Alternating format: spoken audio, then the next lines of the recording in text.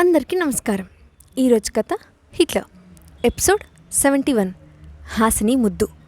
ఇక స్టోరీలోకి వెళ్తే అనసూయకు తన మీద కోపం తగ్గించాలని భావించిన హాసిని మరుసటి రోజు మధ్యాహ్నం సరితను ఆఫీస్కి రమ్మని చెప్పింది. మధ్యాహ్నం పని ముగించుకొని బయటకు వచ్చిన హాసినికి ఫోన్లో ఎవరితోనో సీరియస్గా మాట్లాడుతున్న సరిత కనిపించింది. నెమ్మదిగా ముందుకు వెళ్ళి సరిత వెనుక చేతులు కట్టుకొని నిల్చొని ఆమె మాట్లాడే మాటలు వింటూ నిల్చుంది హాసిని. ఇంతలో తన వెనుక ఎవరో ఉన్నారన్న అనుమానం వచ్చి వెనక్కి తిరిగిన సరితకు తనని తీక్షణంగా చూస్తున్న హాసిని కనిపించడంతో వచ్చేసారా మేడం, సరే మనం బయలుదేరదామా అని ఏమీ జరిగినట్లు నార్మల్గా అడిగింది సరిత. సరే అని తలాడించి కారు వైపు నడుస్తూ నువ్వు బాగానే ఉన్నావా సరిత అని డౌట్గా చూసింది హాసిని. నేను బాగానే ఉన్నాను మేడం, మీకెందుకు అలా అనిపించింది అని అడుగుతూ హాసిని కారెక్కిన వెంటనే తను కూడా కూర్చోబోతుండగా ఒక వ్యక్తి ఆమె దగ్గరకు వచ్చాడు.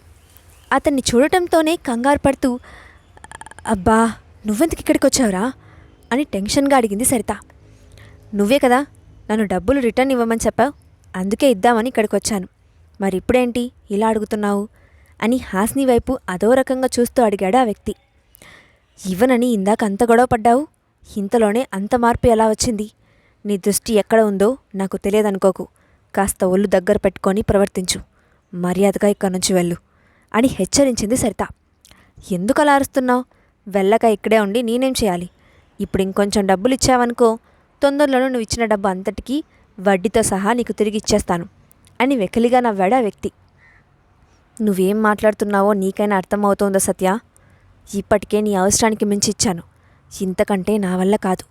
తీసుకున్న డబ్బుల్నే రిటర్న్ ఇవ్వలేదు, మళ్ళీ కొత్తగా అప్పడగడానికి సిగ్గులేదు అని కోపంగా అంది సరిత.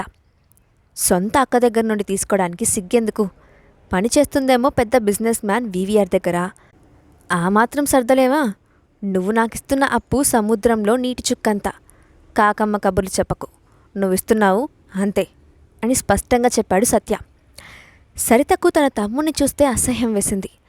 అసలు నేను ఇక్కడికి వచ్చింది హాసిని మేడంకు తోడుగా అనసూయ మేడం ఇంటికి తీసుకెళ్ళడానికి, వీడేమో మేడం ముందే నాతో ఇలా మాట్లాడుతున్నాడు, నా గురించి ఏమనుకుంటారు అని కంగారు పడింది సరిత. కారులో కూర్చున్న హాసినికి సరిత ఎవరితో మాట్లాడుతుందో అర్థం కాలేదు. ఎవరితను?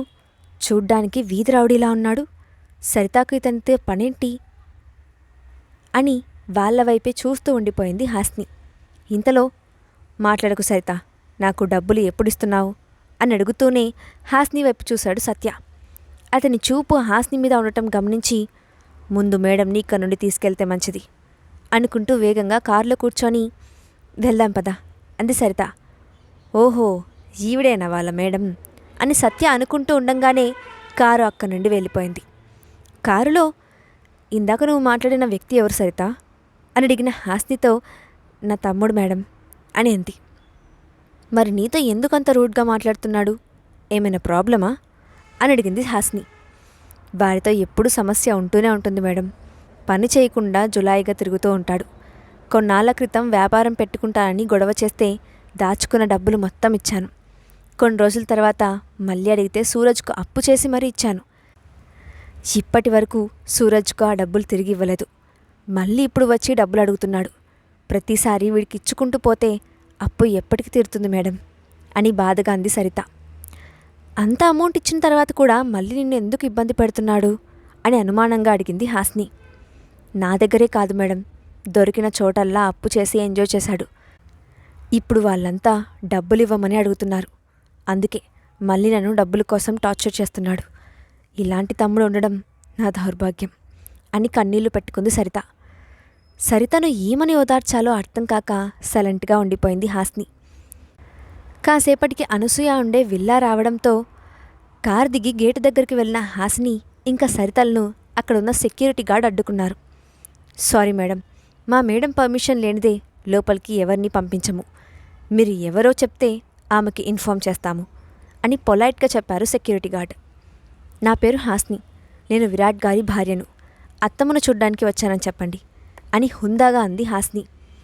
సెక్యూరిటీ గార్డ్ లోపలికి వెళ్ళిన కాసేపటికి బయటకు వచ్చి సారీ మేడం, పెద్ద మేడం గారికి మిమ్మల్ని కలవడం ఇష్టం లేదు, కుదరదని చెప్పమన్నారు అని అన్నాడు. ఒకసారి కాల్ చేసి ఇవ్వండి, నేను మాట్లాడతాను అని హాస్ని అడగటంతో కాల్ చేసిన గార్డ్ అనసూయకు విషయం చెప్పడంతో నాకు ఎవరిని కలవడం ఇష్టం లేదు, పంపించేయండి అని కాల్ కట్ చేసింది అనసూయ. పెద్ద మేడం ఒప్పుకోవడం లేదు మేడం అని నిస్సాయంగా చూస్తూ ఉన్న సెక్యూరిటీతో మా మేడం విరాట్ గారి తరపున వచ్చారు, సార్ పంపించారని చెప్పండి అంటున్న సరితను ఆపి నువ్వు రిక్వెస్ట్ చేయాల్సిన అవసరం లేదు, మనం వెళ్ళిపోతాం పదా అంట ఆమెను తీసుకొని నేరుగా ప్యాలెస్కి చేరుకుంది హాస్ని. ఎందుకు మేడం వచ్చేద్దామన్నారు, రిక్వెస్ట్ చేస్తే ఒప్పుకునేవారు కదా అన్న సరితతో మనం ఎంతసేపు ఉన్నా ఎలాంటి ఉపయోగం లేదు, ఆవిడకు నాతో మాట్లాడడం అస్సలు ఇష్టం లేదు అని సీరియస్గా అంది హాస్ని. ఆ రోజు రాత్రి ఎలాగైనా సరిత సమస్యకు సొల్యూషన్ చూడాలి, ఒకసారి తనతో మాట్లాడితే ఏం చేయాలో తెలుస్తుంది అనుకుంటూ కిందకు వస్తున్న హాస్నికి హాల్లో చీకటిగా ఉన్న ప్రదేశంలో సూరజ్తో మాట్లాడుతూ కనిపించింది సరిత. ఇదేంటి ఈ టైంలో సూరజ్తో దేని గురించి మాట్లాడుతూ ఉంది అనుకుంటూ పిల్లిలా నడుచుకుంటూ ముందుకు వెళ్ళి ఒక గోడచాటున కనిపించకుండా నిల్చొని వాళ్ళ మాటలు వినడానికి ట్రై చేసింది హాస్ని. ఇంతలో ఆమె వెనుక ఎవరో నిల్చున్నట్లు అనిపించడంతో తల తిప్పి చూసిన హాస్నికి విరాట్ కనిపించాడు. మీరు ఇక్కడేం చేస్తున్నారు విరాట్ గారు అని పల్లికిలించిన హాస్ని వైపు ఓరగా చూస్తూ తమరేం చేస్తున్నారో గమనిస్తున్నాను హాస్ని గారు అని బదులిచ్చాడు విరాట్. అంటే వాళ్ళిద్దరూ ఏదో మాట్లాడుకుంటున్నారు, అదేంటో తెలుసుకుందామని అని బుర్రగొక్కుంటూ చెప్పింది హాస్ని. హాస్ని మీద ఒక్కటిచ్చి అలా చూడటం తప్పు అని తెలియదా, నోరు మూసుకొని ఇక్కడి నుండి పద అనుకుంటూ ఆమెను గదిలోకి తీసుకెళ్లాడు విరాట్. మరుసటి రోజు కంపెనీలో గేమ్స్ ఆడుకుంటున్న హాస్ని దగ్గరకు వచ్చి నిన్ను కలవాలని ఎవరో అబ్బాయి వచ్చాడంట, సెక్యూరిటీ లోపలికి పంపించలేదని గొడవ చేస్తున్నాడు అని చెప్పింది కీర్తి.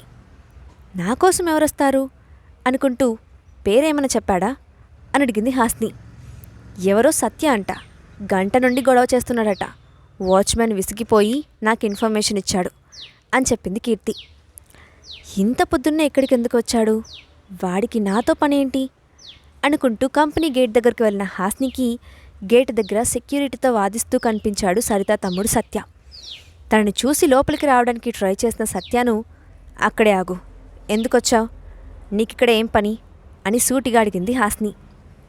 అదేంటి మేడం ఇలా రోడ్డు మీద నిలబెట్టి మాట్లాడుతున్నారు, నన్ను లోపలికి రానిస్తే చెప్తాను కదా అని హాస్ని వైపు వెకిలిగా చూశాడు సత్య.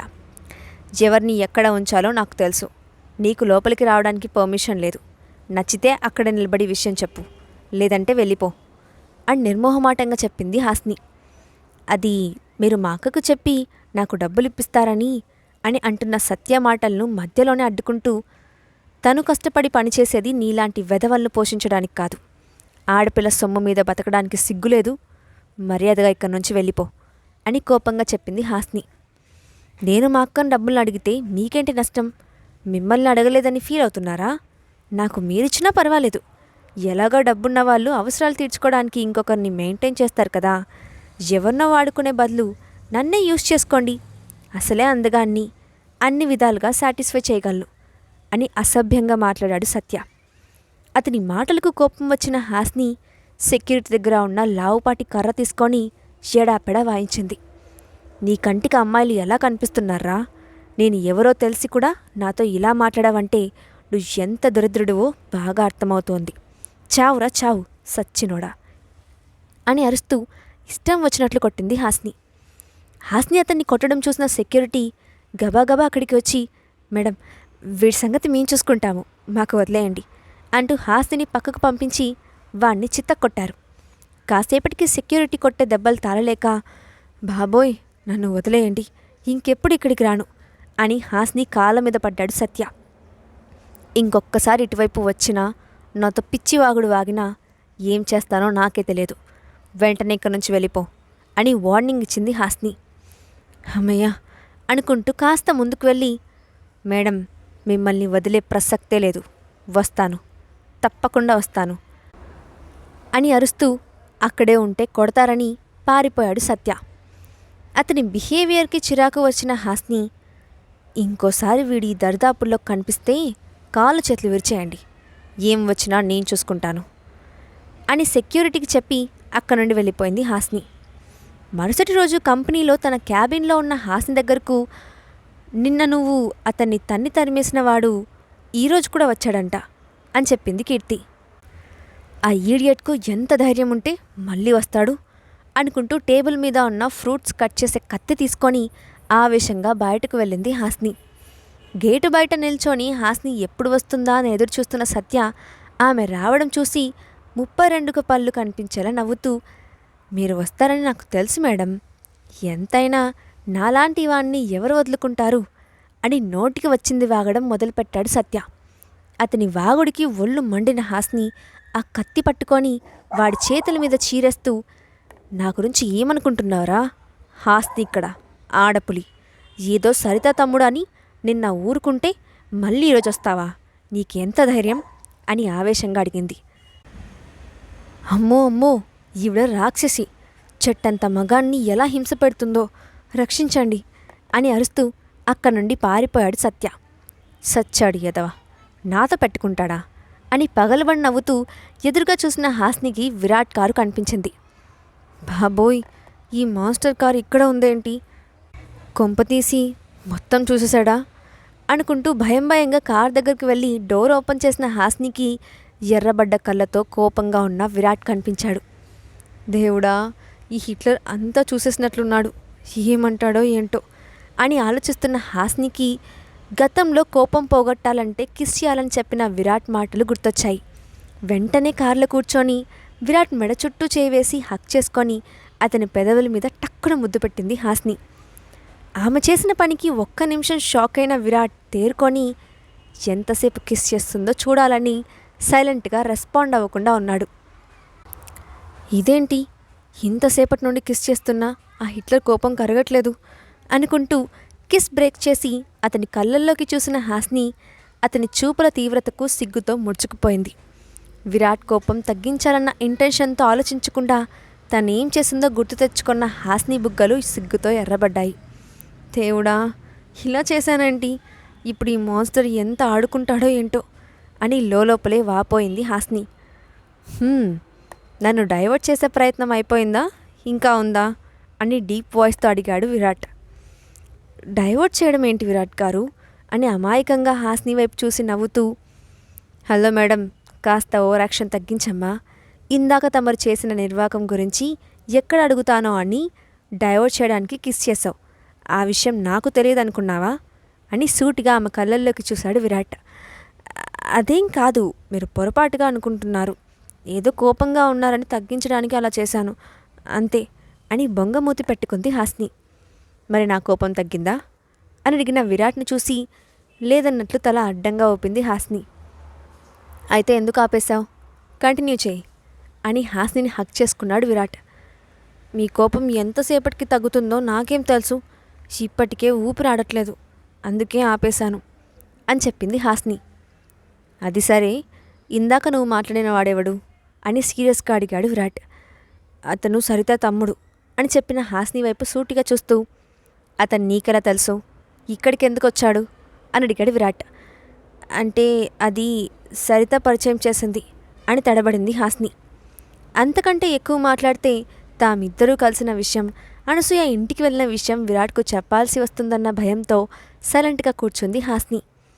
ఆమె వైపు అనుమానంగా చూస్తూ, వాడితో నువ్వెందుకు మాట్లాడావు అని అడిగిన విరాట్కు డబ్బులు సాయం చేయమని అడుగుతున్నాడు.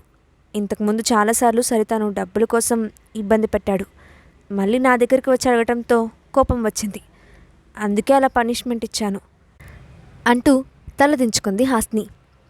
బేబీ, నువ్వు చెప్తుంది నిజమని నాకు అనిపించట్లేదు, నా దగ్గర ఏమైనా దాస్తున్నావా అని అడిగిన విరాట్తో, మీ దగ్గర నేనేం దాస్తాను, అలాంటిదేం లేదు, ఏదైనా జరిగితే మీకు తెలియకుండా ఉంటుందా అని తడబడుతూ అంది హాస్ని.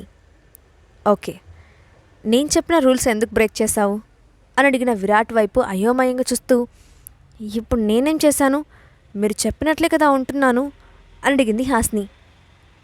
మన పెళ్ళైన కొత్తలో నేను నీకు చెప్పిన 4 రూల్స్ గుర్తున్నాయా? ఎలాంటి పరిస్థితుల్లోనూ పరాయి మగాడితో మాట్లాడకూడదని చెప్పాను కదా, ఎందుకు ఫాలో అవ్వలేదు అని అడిగాడు విరాట్. అబ్బా, ఇప్పుడు నేను కత్తితో చీరేశాను కానీ మాట్లాడలేదు కదా, అందులో తప్పేముంది, ఇష్టం వచ్చినట్లు మాట్లాడితే ఊరుకోవడానికి నేనేమైనా చేతకాని దానిలా కనిపిస్తున్నానా అంటూనే ఆమె ఏం మాట్లాడిందో గ్రహించి నోరు మూసుకుంది హాస్ని. నీ సంగతి తెలిసే నాకు అనుమానం వచ్చింది. కత్తితో గాయపరిచేంత పెద్ద తప్పు వాడేం చేశాడు అని ప్రశ్నించాడు విరాట్. విరాట్ ప్రశ్నకు హాస్ని ఏమని సమాధానం చెప్తుంది? ఈ పరిస్థితి నుండి హాస్ని ఎలా బయటపడుతుంది? తప్పు చేసిన హాస్నికి విరాట్ ఎలాంటి పనిష్మెంట్ ఇస్తాడు? సరితతో కలిసి హాస్ని ఎక్కడికి వెళ్ళిందో విరాట్కు తెలుస్తుందా? నెక్స్ట్ పార్ట్లో చూద్దాం. ఈ స్టోరీ అప్డేట్ ఎలా ఉందో కింద కామెంట్ బాక్స్లో మీ ఒపీనియన్ని షేర్ చేయండి. అలాగే ఇలాంటి మరిన్ని స్టోరీస్ కోసం మా ఛానల్ని తప్పకుండా సబ్స్క్రైబ్ చేసి పెట్టుకోండి. Thanks for watching.